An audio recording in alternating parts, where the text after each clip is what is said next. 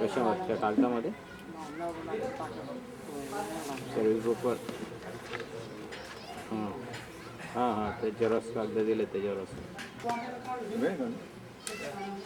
मी बी आत्ता आला हा मला पण ठीक आहे तू त्याची काही काम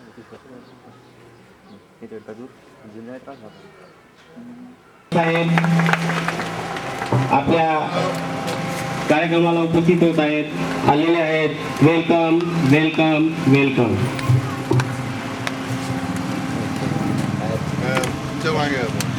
आपले आदरणीय माननीय बैल साहेब यांचं आगमन झालेलं आहे. त्या आपल्या त्या विद्यार्थ्यांची हितगुज करत आहेत. का विचारताय साहेब, का विचारताय का नाही हा सुनीता घे शेकॅन घे शेकॅन घे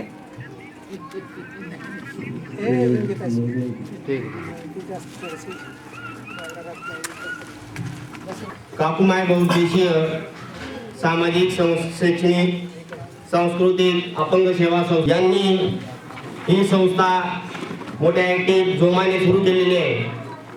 या संस्थेचे ते संचालक व संस्थापक आहेत आणि त्या संस्थेअंतर्गत त्यांनी अनेक उपक्रम आजपर्यंत राबवले. त्यातल्या त्यात याच्यासाठी एक उद्घाटनाचा कार्यक्रम म्हणून आज येथे उपस्थित आज लक्ष्मणरावजी मराठे अध्यक्ष अंधशाळा नंदुरबार इंदासाप्पा सामाजिक कार्यकर्ते तसेच कांदिला कामासाठी या संस्थेमार्फत संस्थेच्या विनंतीला मान देऊन उपस्थित झालेले आहेत. प्रथमतः मी सर्वांचं आपल्या शब्दसमूहांनी संस्थेतर्फे हार्दिक हार्दिक हार्दिक स्वागत करतो.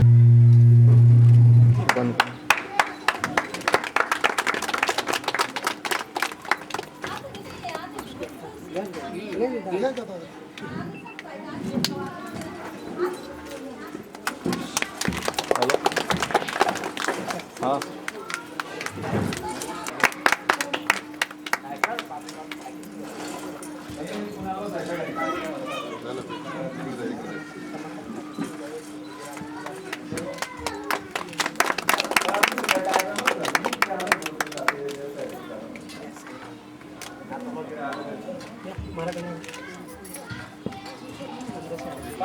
संस्थापक श्री कुंवर सर यांच्या सौभाग्यवती भारतीजी कुंवर संचालिका संस्थेच्या याही दिग्प्रज्वलन करीत आहेत. तसेच आपल्या शुभ हस्ते माता सरस्वतीचे प्रतिमे पूजन करत आहेत.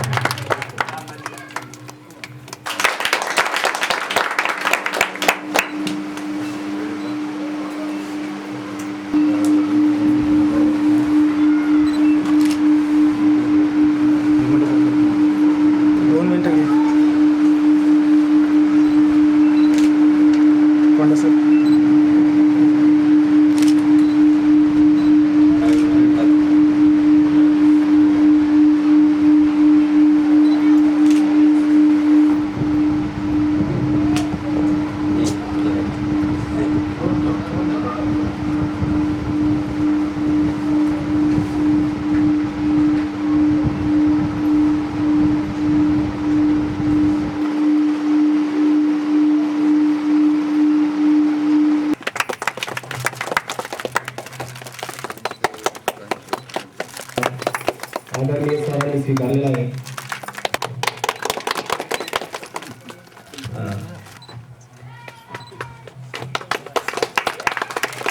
आपल्या इथे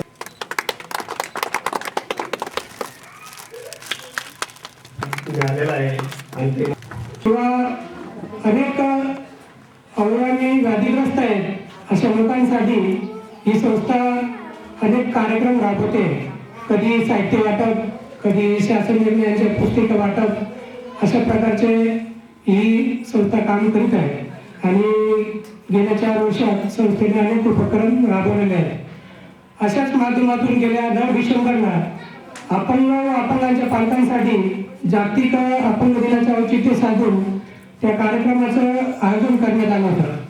तेव्हा या कार्यक्रमाचे प्रमुख पाहुणे आपले हरीश दगड साहेब होते, परंतु त्यांचं मंत्रालयात एमर्जन्सी काम निघाल्यामुळे साहेबांचा मेसेज आला की आम्ही आता काही येऊ शकत नाही, पण नंतर मी नंदुरबार इन्स्पेक्शनला आल्यानंतर शाळेला अवश्य भेट देईन.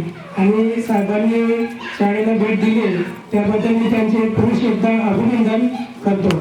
तसेच या अशा अपंग सेवाभावी संस्थांना पुणे, मुंबई, नागपूर वगैरे सारख्या मोठ्या मोठ्या शहरांमध्ये गव्हर्नमेंटच्या अनुदानाची सुद्धा अपेक्षा न ठेवता अतिशय चांगल्या प्रकारे चालतात.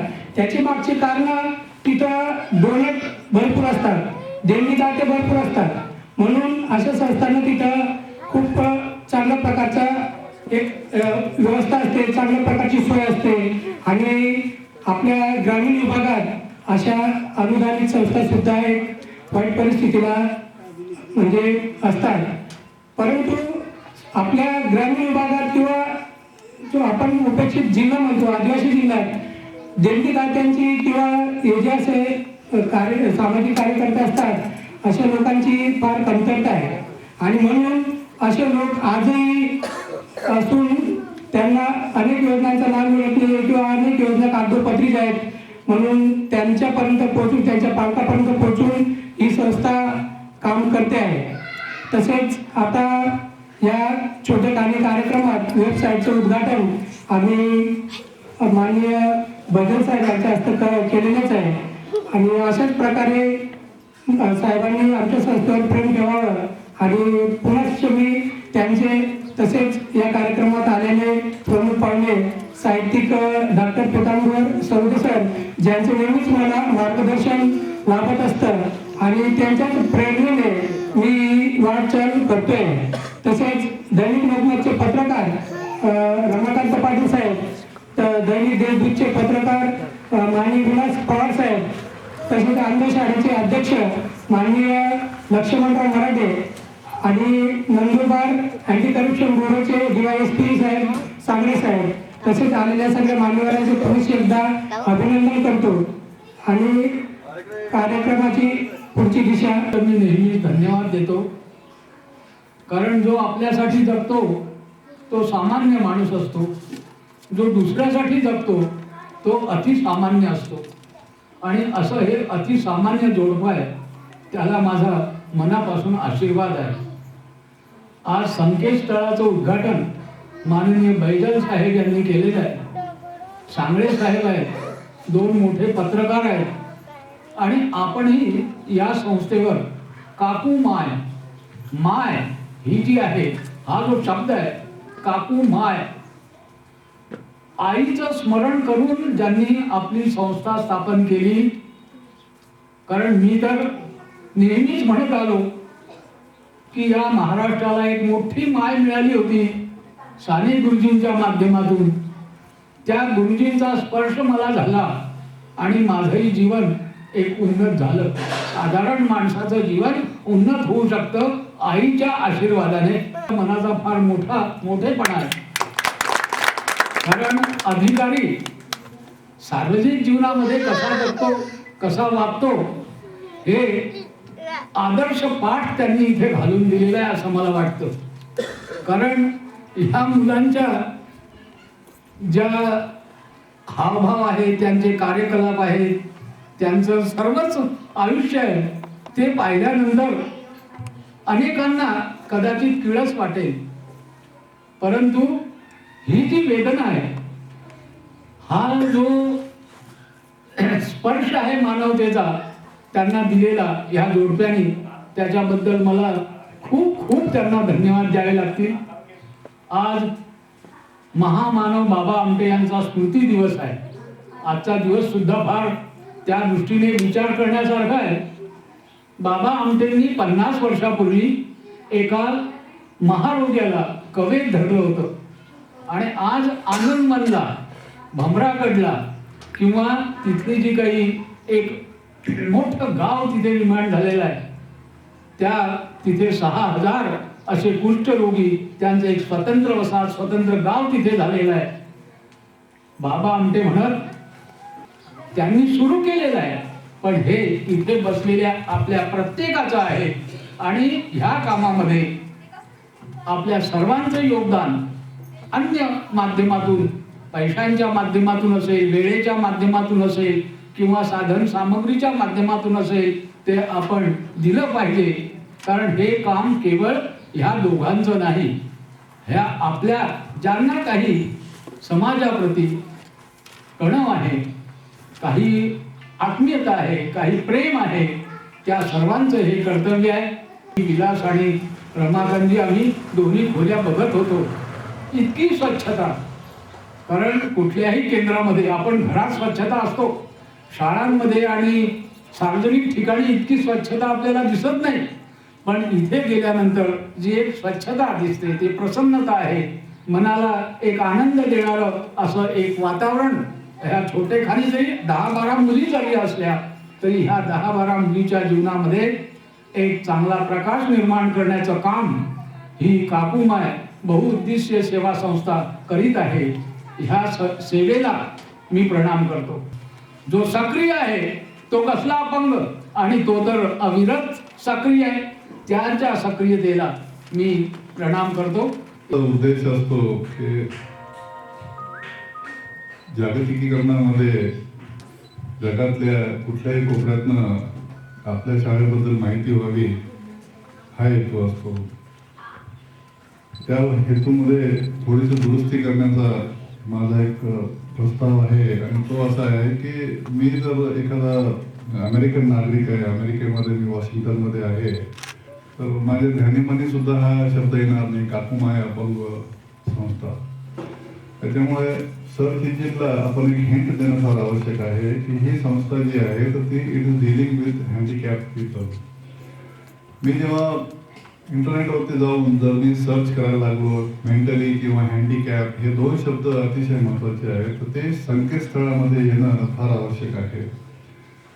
मी फक्त मेंटली जर शब्द टाईप केला की त्याच्यामध्ये ऑप्शन सगळे यायला पाहिजे. त्याच्यापैकी हा एक आपला ऑप्शन असायला पाहिजे, काकुमाय. Correct? Yes, that is SEO, search engine optimization. Already we did this. तर ते जर एकदा झालं तर मग आपल्याला नंदुरबार सारख्या छोट्याशा ठिकाणी बसून जगातल्या कानाकोपऱ्यातनं आर्थिक, नंतर मग इव्हन फिजिकल मदत सुद्धा आपल्याला त्या ठिकाणी भेटू शकते.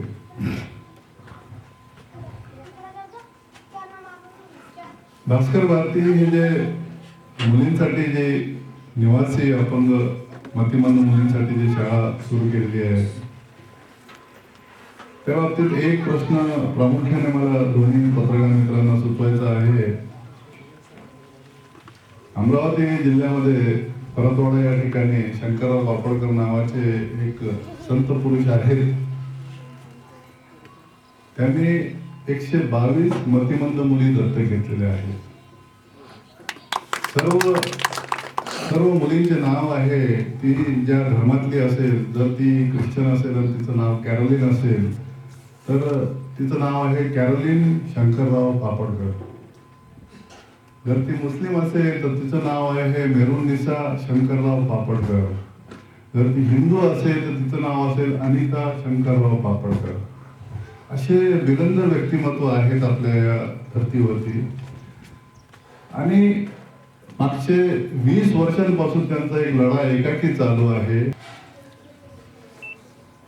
पण ह्यावरती शासन पातळीवरती जर काही तोडगा निघत नसेल तर वैयक्तिक पातळीवरती आपल्याला काय करता येईल, त्याच्यासाठी अतिशय बिरंदर असा तोडगा त्यांनी काढला आणि या मुलींचे लग्न लावून द्यायला सुरुवात केली. विचार करा,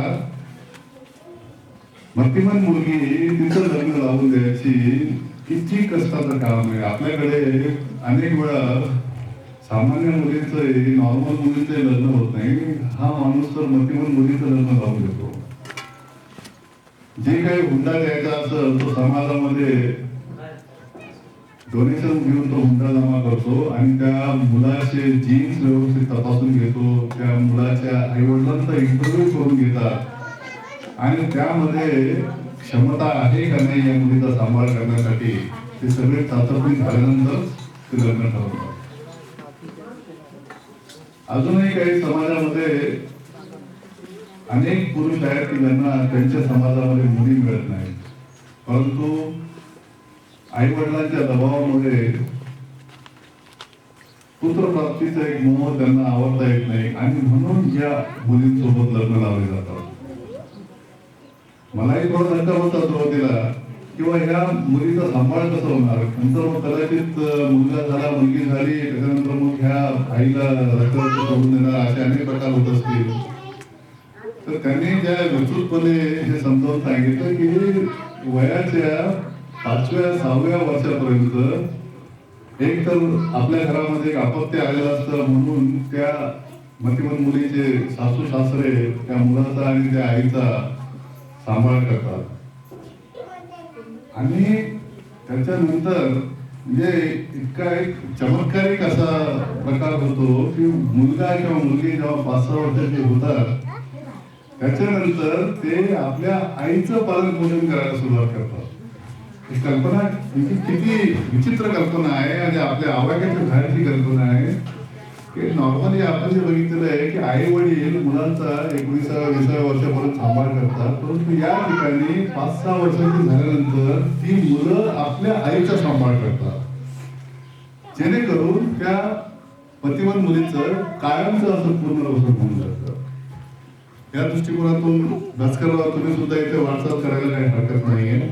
जी काही मदत लागेल आम्ही वचनबद्ध आहोत.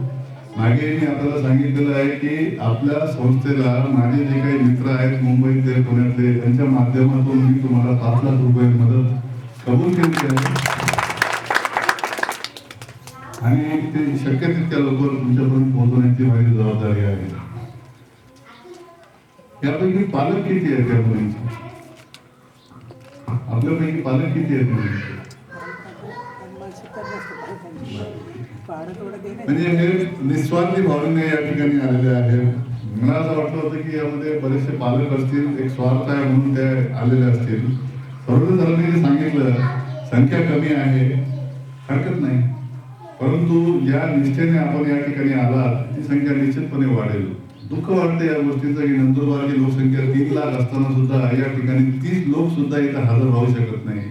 तेच जर त्याच्याऐवजी जर इथे एखादी राखी सावंत आली असती किंवा इतर कोणी सिने तारखा आली असती तर कदाचित तिथे उभं राहायला जागा मिळाली नसती. ही आपली विचारसरणी आहे, त्याला काही इलाज नाही. दुसरी एक मदत मी या ठिकाणी जाहीर करतो की मी नाशिक जिल्ह्यामध्ये एक उपक्रम घेतलेला आहे की अनेक शाळांमध्ये तिथे कॉम्प्युटर्स नाही आहेत. शासन आपल्या परीने कॉम्प्युटर्स पुरवण्याची व्यवस्था करतच असते, परंतु बरेचसे फिलिंग द ब्लँक्स असतात. आणि परत माझे काही मित्र आहेत मुंबईला, जसे ICICI बँकेचे आहेत, HDFCचे आहेत, या लोकांना मी त्यांच्या चेअरमनना संपर्क साधला आणि त्यांच्या माध्यमातून ते जेव्हा नवीन कॉम्प्युटर घेतात तर त्यावेळेस ते जुने कॉम्प्युटर त्यांच्या दृष्टिकोनातून निकामी झालेले असतात, परंतु आपल्या दृष्टिकोनातून ते अतिशय उत्कृष्ट असतात, वर्किंग कंडिशनमध्ये असतात. आणि आपल्याला काही रॉकेट सायन्स किंवा मिसाईल टेक्नॉलॉजी काही बनवायची नाही आहे, फक्त या मुलांना कॉम्प्युटरचा सराव हवा हाच एक हेतू आहे. तर त्या दृष्टिकोनातून 5 कॉम्प्युटर मी तुमच्या काकूमाई संस्थेला जुने असतील, नवीन असतील, परंतु चांगल्या कंडिशनमध्ये असतील, जेणेकरून हे मुलं जर त्याच्यावरती बसून गेम्स जरी खेळत असले, निवड गेम जरी खेळत असले तर त्यांची अलर्टनेस त्याच्या गेमच्या माध्यमातून वाढते.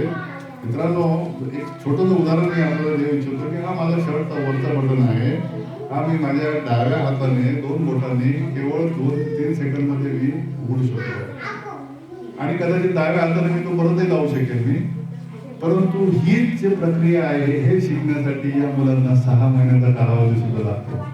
छोटीशी गोष्ट आहे, एकदम बटन उघडणे आणि लावणे जे आपण क्षणामध्ये करतो ते या मुलांना शिकण्यासाठी 6 महिने लागतात.